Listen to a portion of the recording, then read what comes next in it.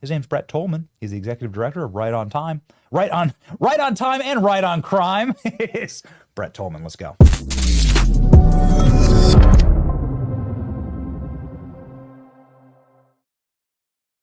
Right on Time. My wife would love for me to be the executive director of Right on Time. I'm often late. So would the production team, actually.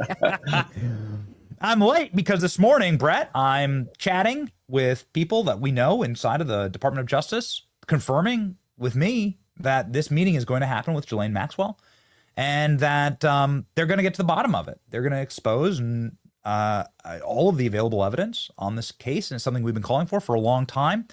I think it's very important, but nonetheless, I'm not the subject matter expert. Brett, the floor is yours. What do you think about this announcement this morning that Ghislaine Maxwell will be meeting with the DOJ in order to give her side of the story? Betty, thanks for having me on. The thing that really stands out to me is probably something that might be a little subtle for most Americans to comprehend. Please. The entire case, the entire Epstein case, was backwards from the beginning.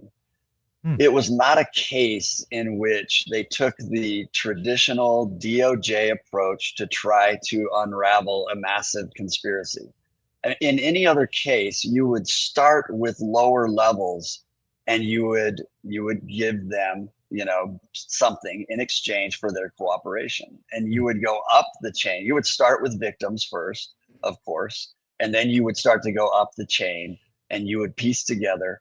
And Ghislaine Maxwell, not having had any conversation with anyone in DOJ or any prosecutor, all the way back to Acosta or all the way back to the FBI at the time, is one of the most stark and bright flaws of the Epstein, case in general, that Wow. It's shocking to hear that she's going to have this, this meeting for the first time. And Benny, how do you conclude, if you're the FBI, that there really is no there in the Epstein case if you haven't sat down with the leading co-conspirator or the alleged co-conspirator? Because she does state that the facts are wrong and that the perception is wrong. So for me, I saw this case at the very beginning and scratched my head, and I knew that there was something very foul in the investigation because it was so inconsistent with historical, traditional best practices of the Department of Justice. Brett, we had on a mobster last week who shared a cell with Jeffrey Epstein, and he said something remarkable to me about Diddy. He said, listen, when the federal government's trying to cover something up, when they charge a RICO case without any co-conspirators, and they don't even try and bring down, he's like, I was part of 7 RICO cases. Like, guess who they went after first? Me, right? They go after the people who are part of the crime. That's what RICO means, right? And so this entire case, he says the Diddy case was clearly the prosecution was the cover-up because they didn't charge anybody else in Diddy's crimes. And of course, Diddy skates. Thanks, Maureen Comey.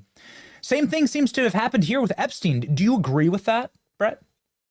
Well, I agree that a conspiracy is a case that the Department of Justice defaults to when they know there are more than one involved persons, targets of their investigation. They will expand on that and include the others in order to secure their cooperation. Now here, they did not charge. They charged Ghislaine and they charged Epstein, but they did not even announce, unnamed co-conspirators, individuals that would have participated and would have been there at the same time on the island where there were underage girls. That's at the heart of the failings in this investigation. I agree with your prior guest that I brought RICO cases. I worked on RICO cases. We went after, the King Mafia disciples, a gang that was wreaking havoc, and we pieced together every single co-conspirator, and then you charge it and you dismantle it and you hope that you get everybody. That was what was odd, was there didn't seem to be anybody attempting to get everybody in this case. Instead, they pinned it on Epstein and Ghislaine Maxwell, and that was it. And there was nothing else that we were told or were able to see. Brett, I've been dying to talk with you about what happened in 2006, 2007, 2008 with Epstein. And as we've gone through all of the government's documentation, and we've done so very thoroughly on this program, it seems to be in the absurd, the deal that Jeffrey Epstein got. He should be serving, we shouldn't even be having this conversation, right? I mean, he should be serving life in prison. But we have not only FBI open source documents claiming that he was working with the FBI and that the FBI under Robert Mueller cut him a sweetheart deal, but that also Alex Acosta said he was, belonged to Intel. And then Jeffrey Epstein was able to skate with this immunity deal that Ghislaine Maxwell is allegedly going to argue, which is, I mean, have you ever seen an immunity deal like this? Have you ever seen a structure of charges given to a predator like this, Brett, in your experience? I've not seen it, Benny. And not only have I not seen it, I've seen always the exact opposite, which is a refusal by DOJ to give the deal to the kingpin. Now, will they work kingpins? They will. They'll bring them in. They'll work. They very rarely get what we refer to as a kingpin. So a top criminal who leads an organization, a criminal organization. If they do get them, they'll work them. They may get some benefit. They may give them, some consideration, but that consideration is not to walk free or to get a slap on the wrist. It's typically very serious still. And just, they have to have some incredible information in order to get sweetheart deals. What we don't ever see is the main target of the criminal operation being given not just sweetheart deals, but appear to have been protected by those that were tasked to root out and expose the full, criminal operation. And so we have next level protection that was going on. Alex Acosta, a good man, a friend of mine, we were U.S. attorneys at the same time. I know when he says that he got a top-down message, he's honest about that. That is not something you make up. I remember as U.S. attorney getting top-down messages, and they're very uncomfortable, and you have to assess whether or not it's the right thing to do or not, because Alex Acosta had separate independent authority than the Department of Justice. They cannot tell him what to do. They can insist, they can order, but he has his own separate authority. It is only the president of the United States that can remove a U.S. attorney. So what was it that was so compelling that it would push someone like Alex Acosta, who I know wants to protect children, wants to root out this kind of evil in our world? What was it that was so compelling? It would have to be from the highest sources of our government, indicating to him some factors or considerations that were compelling enough for him to authorize the deal that he got way back in 2006. And remember, Benny, this was at the same time civil lawyers like Paul Cassell, who became a federal judge, but then left the bench and represented a victim of Jeffrey Epstein. They were uncovering faster and revealing more detail about what was happening on Epstein Island than the DOJ was. So what does this, that's utterly fascinating, Brett.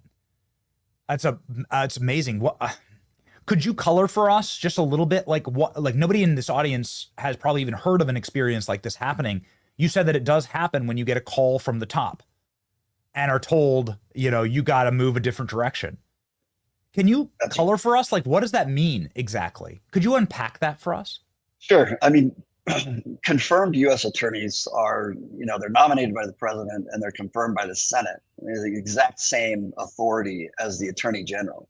The attorney general leads the Department of Justice, but the U.S. attorney in all 94 districts across the country is the president's lawyer in that district.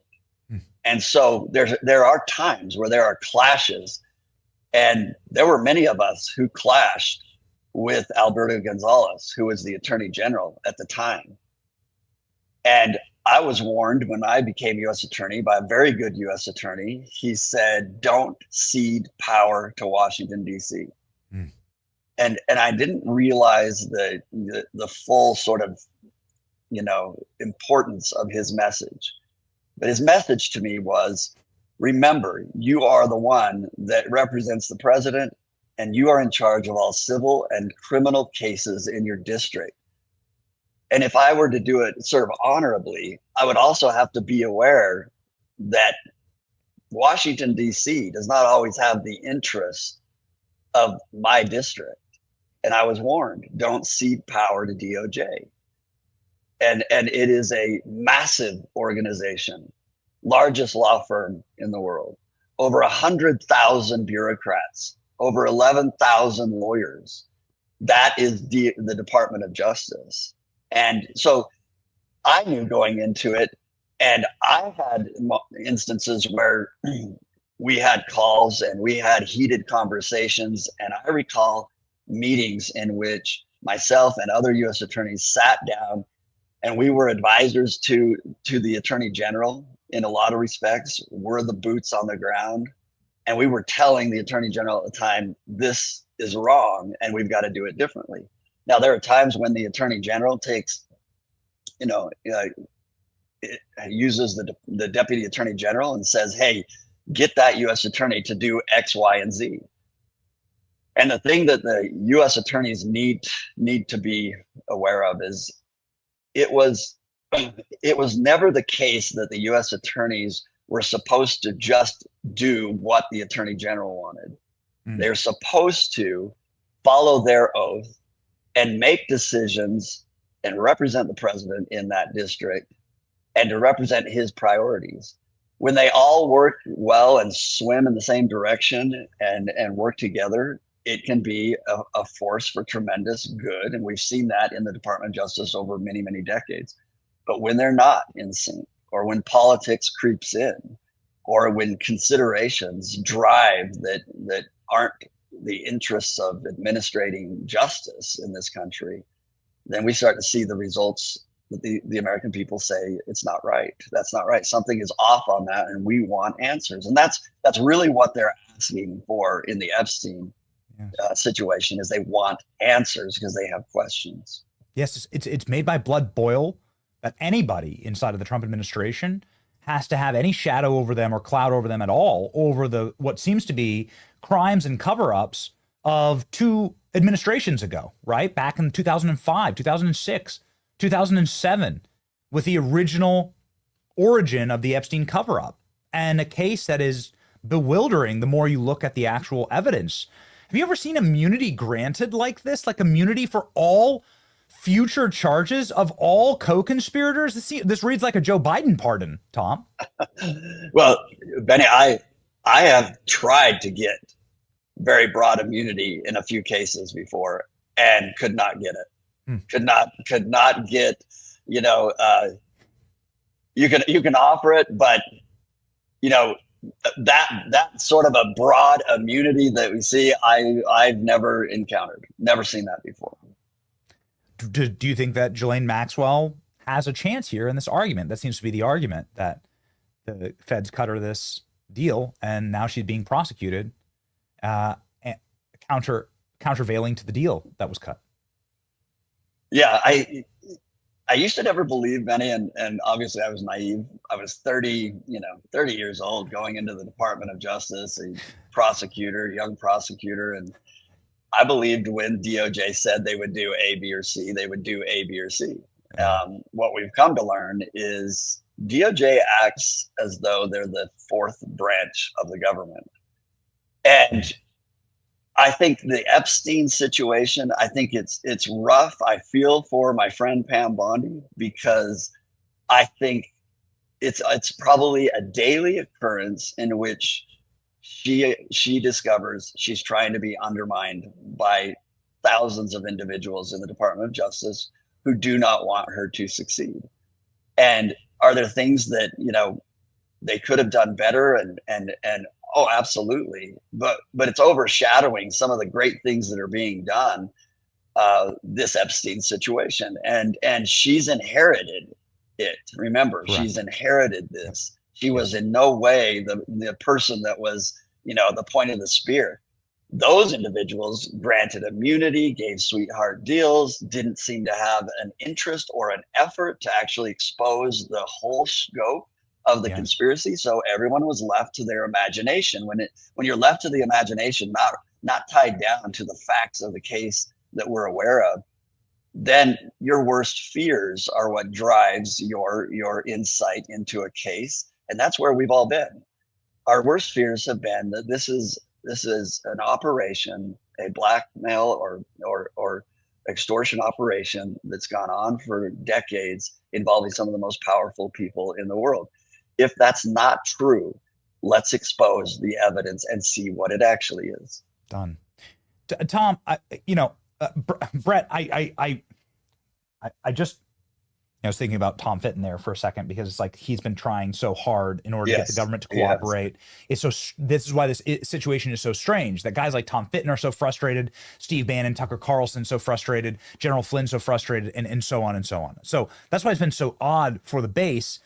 I think this is justifiably the single best action I've seen on this, and the government would be really wise, based on what I know about Brett Tolman, to bring you in. You should be the one questioning Ghislaine Maxwell. They should just bring you. They should say, nope, okay, special prosecutor, bringing them back in. They're trying to pull me back in, Brett. It could be one of those cases, right? And they pull you back in and they sit you down and you have a one-on-one with Ghislaine Maxwell. What would you ask?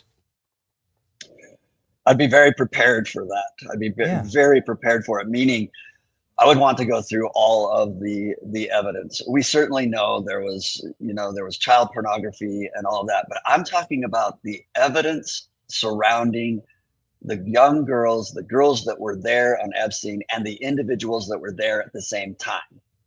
I want to know the details, what her involvement was. What conversations did she listen to? What did she know was going on? And go through the entire scope of all of the allegations that were out there, both in the civil and in the criminal investigations, and get the most important person outside of Epstein's, her answers to what went on. And then look at, does the documentary evidence support what she's telling us? And if it does, then are there cases that can still be brought against individuals who may have participated in crimes on Epstein Island? I mean, please don't stop coming on the show, Brett. I know I didn't tell you I was going to do this, but I'm calling for a special prosecutor, Brett Tolman. I'm calling for it. I'm calling for Brett. They pull me back in. Just when you think you're out, they pull me back in. One final question for you. Yeah, yes. Please. No, it's just, the special prosecutor has become the default answer for the tough cases. Mm-hmm. What I'd love to see is a full-throated, embrace by the Department of Justice. Put Ed Martin on it, who I think can do it, or put a U.S. attorney and assign them who has the authority to come in, and there's no question about the authority they have to immediately go to a grand jury. So if you pull the special prosecutor in, there's questions as to, does that individual, when they do the investigation, do they have the ability to present the cases to the grand jury that are necessary? Avoid all of that and the political hand wringing that occurs with the appointment, and embrace it as the Department of Justice and go after these people if the evidence is there. You bring up such a fascinating thing, Brett, and I just love relying on your deep well of wisdom on these cases, because you've done so many of them yourself, and you've seen so many of these players up close. And you name drop somebody that I haven't heard in a long time, Brett Alberto Gonzalez. He was the Attorney General during all of this, and Acosta was being told what to do. That's plainly clear in the evidence here. And so has anybody even tried to ask a question of Alberto Gonzalez, or let's say the CIA director, or Robert Mueller, who was in charge of the FBI at the time? I think that would, perhaps we should start narrowing down who were the people who engaged in the true cover-up here, which was those cases in 2006, 7, and 8, a decade and a half ago, right? Donald Trump was a TV host at the time. Stop blaming Trump for this. And let's actually like start asking questions of those. Would you be in favor of that? Oh, absolutely. And let me tell you, Benny, something. There are different kinds of attorneys general, right? You had Michael Mukasey, who was a phenomenal, brilliant lawyer. His knowledge, his capability as attorney general, he could get into the weeds. He could grasp, a difficult and complex case. You would have had a very different result if Mukasey was actually, the attorney general at the time. He was a hands-on attorney general, or Ed Meese. Very different. Alberto Gonzales was not an in the weeds attorney general. He was a defer to other people and listen and do what other people tell him to do attorney general. So I would start there, and I would pull on those strings and find out, where did it come from? I mean, if you look back, Ashcroft was somewhat similar, and you had Comey there that was driving and directing, whether behind the scenes, whether subtle or whether confrontational. Comey was running that Department of Justice at that time. Ashcroft was a figurehead. So you have a very different dynamic when this is going down. Alberto Gonzales would have to have been told that was the message to deliver to Acosta. Now, it could have come from the intelligence community. It could have come from the White House. It could have come from different, high level FBI or otherwise. But I'd like to know what happened. Who were the people that told, Alex Acosta to do what he ended up doing? And why is that important? It's not to throw people under the bus. It's so that we can try to set up guardrails to prevent this type of manipulation from happening in the future. Thank you. Thank you for saying that. Like, this is an honorable and noble pursuit, because something very wrong happened here, and it happened a decade and a half ago. And I don't like seeing it hung around Trump's neck. And I don't like seeing it hung around many of the people that we know that are impeccable inside of the DOJ and FBI. That's right. And I hate that this is happening. I hate it. So I want it to end, actually. Mike Johnson said something very similar to us, a week ago when we asked him. Since you brought up Comey, if you wouldn't mind, just a very quick follow-up on Obamagate, which is what we had initially booked you to talk about here. Thank you, Brett, for your pivot. But since you've so elegantly woven that there are some connected parties here, perhaps you could sound off on the Tulsi Gabbard declassifications that you've spoken about on our show before. You've been right about. You've named these names with John Brennan and Clapper and Comey. And perhaps you could talk me through what should happen next now that the evidence is out in the open, and we spent 3 hours talking about all the evidence yesterday. What should happen next, Brett? Yeah, I go back to the startling, for me, discovery that for the first time in our history of our country, a president who finished his term didn't leave Washington, D.C. Barack Obama was the first one to stay in Washington, D.C. Why? Why did he do that? Well, he had always talked about wanting another term, but it's bigger than that. When he started to realize that Donald Trump may come in as president, I think there was fear. And I think fear drives bad decisions. And the fear was that someone that was not part of the political machinery, that someone that couldn't be controlled, may end up actually exposing a lot of what went on. Remember, Obama was very good at showing a very, elegant speech and a persona to the American people, and people thought that he was, an honest president for the most part. And yet we're now learning it was the exact opposite. There was a lot of deception, and there were bad decisions being made and hostile decisions to the fabric of our country. And so Donald Trump is coming in. Barack Obama, on the days, his last days, is being told that Russia is not interfering, that the intelligence supports the opposite of the narrative they wanted to pursue. And what do? They flipped that 180 degrees and used that to go after Donald Trump, to try to prevent him from being elected, but also, more importantly, to disrupt his ability to actually be and preside as the president over this country. Think of how embroiled he became. And then when Biden came in, it was Obama's people that were placed in all of those key areas that you would need them to be in if your goal was to protect information from getting out. And that's what we just lived through, and that's what we saw. Tulsi Gabbard has exposed this. An investigation needs to be done. There's issues about statute of limitations, and it depends on the nature of the potential crimes that they're investigating. But even just exposing it for what it is an important step. But I think if there are crimes that occurred and you can bring them, we need to see the courage of the DOJ step up and bring them. Very interesting. Mike Davis made a lot of news on our program yesterday saying that because it's an ongoing conspiracy, that the conspiracy never ended, and therefore the statute of limitations continues to run.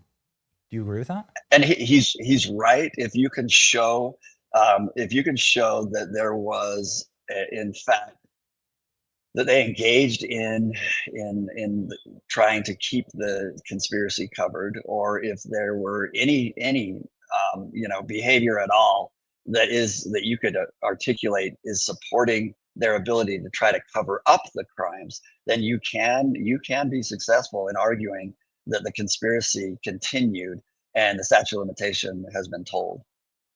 And the other major point that Mike Davis made yesterday was that presidential immunity won't apply if he's no longer president and he's continuing the conspiracy.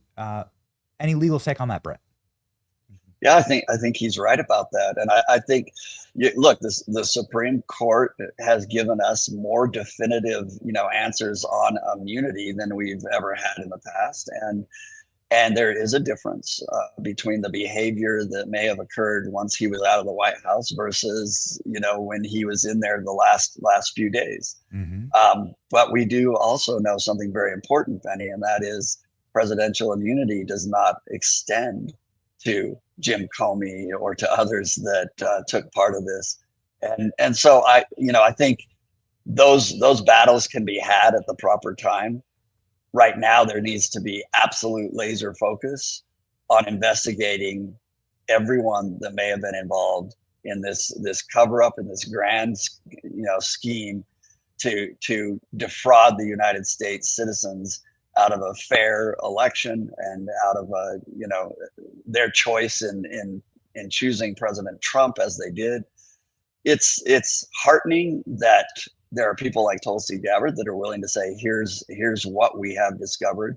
Now let's find those in the Department of Justice who also want to step up and show the American people that, we are willing to investigate this. And I've told people before, this is not about revenge. It's about a reckoning. Yes. It's about holding individuals accountable. Ladies and gentlemen, it's so rare to actually have a font of true wisdom on the program. Brett Tolman is one of those very rare individuals who can really speak to these moments with force. And we implore you to follow Brett here on X. You can find him at Brett Tolman, and he is the executive director, again, for Right on Crime. And he's married to a queen. I never actually read that part of your bio there, Brett. And so Godspeed with your Western aesthetic, buffalo and horses roam. And Brett Tolman for special investigator. We're going to lead that campaign right now. Godspeed, Thanks. Brett. Thanks, Benny. Thank you, sir.